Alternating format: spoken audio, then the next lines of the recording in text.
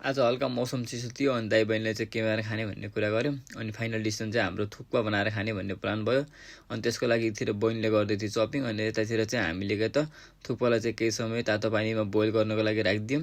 उतातिर थुक्पा बोइल हुँदै थियो यता भने चाहिँ हाम्रो के त चनाकेराहरू पनि फ्राई हुँदै थियो सुपको लागि अनि त्यसभन्दा पछि चाहिँ हामीले अब चटनी पनि बनाउने भन्ने कुरा भयो चटनीको लागि चाहिँ हामीले तिल भुट्दै थियौँ फेरि अब चटनी थुक्पा मात्र भएर भएन मासु पनि खानै पर्यो त्यसको लागि चाहिँ हामीले के त हाम्रो रोस्ट पनि रेडी हुँदै थियो यतातिर अनि फाइनल्ली चाहिँ हाम्रो के त चटनी पनि रेडी भइसकेको छ फाइनल्ली चाहिँ हाम्रो के त थुक्पा चाहिँ रेडी भइसकेको छ कस्तो छ है त अब हामी टेस्ट गरेर हजुरहरूलाई भन्नेछौँ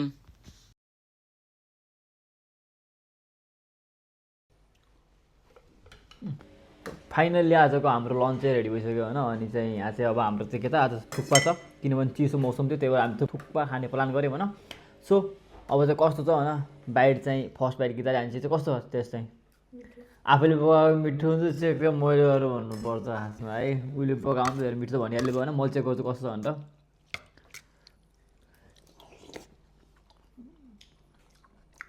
सुप त दामी छ है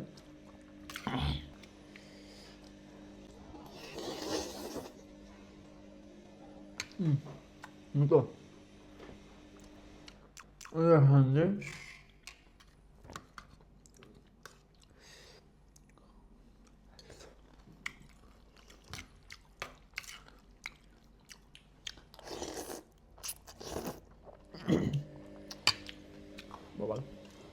अब कोक त छुटाउनै भएन कोक त खानै पर्यो होइन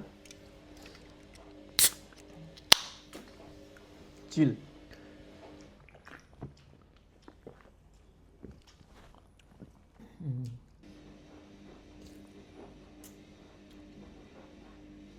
मिठो मिठो